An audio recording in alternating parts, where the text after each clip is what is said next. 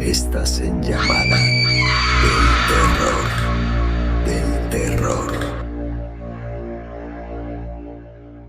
En el corazón de la Huasteca Potosina, cerca del majestuoso río Tampaón, se encontraba el rancho El Pujal, un lugar lleno de tradiciones, leyendas y misterios.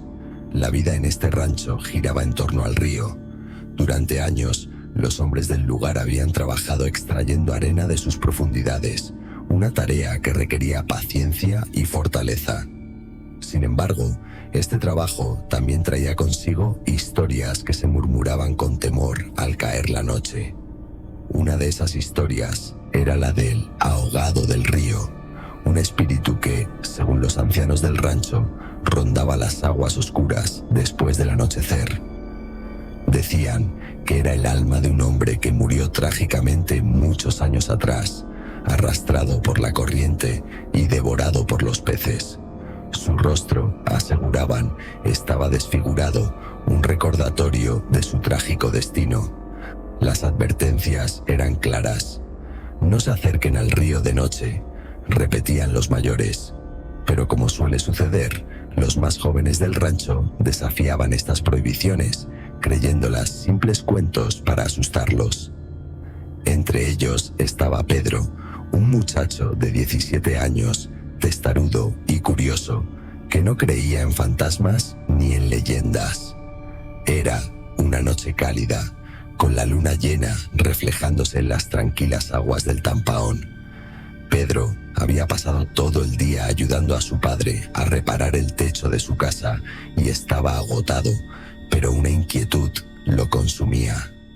Quería comprobar si las historias del ahogado del río eran ciertas. Decidido, tomó una linterna vieja y salió sin decirle a nadie. El camino al río era familiar, bordeado de árboles cuyas ramas parecían extenderse como manos tratando de detenerlo. Pedro caminaba con confianza, aunque el viento susurrante y el crujir de las hojas bajo sus pies le provocaban un leve escalofrío. No hay nada allí, solo el río y mi imaginación, se repetía para calmarse. Al llegar, se sentó en una roca cerca de la orilla, observando el río que fluía suavemente bajo la luz de la luna.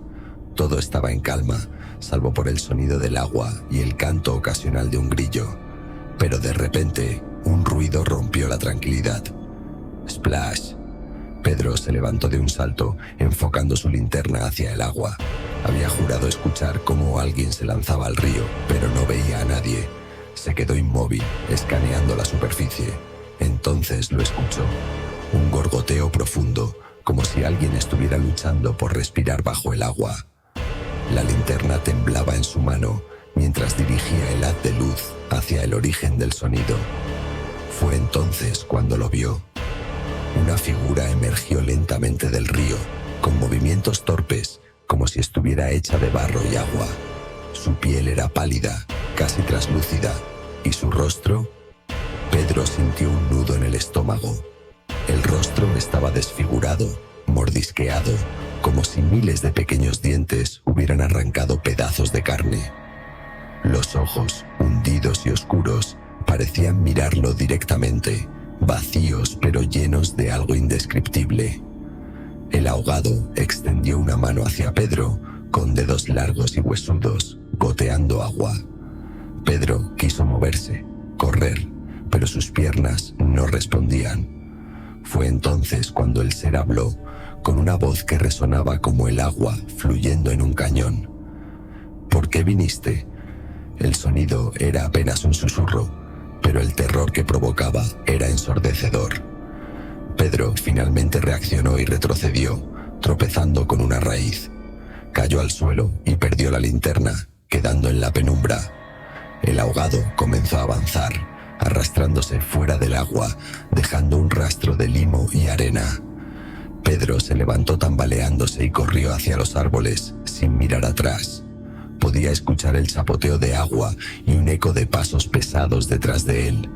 Cuando finalmente llegó a casa, su madre lo encontró pálido, temblando y con los ojos desorbitados.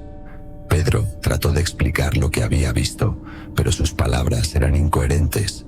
Solo pudo decir una cosa con claridad: No vuelvan al río de noche, nunca. A partir de esa noche, Pedro cambió.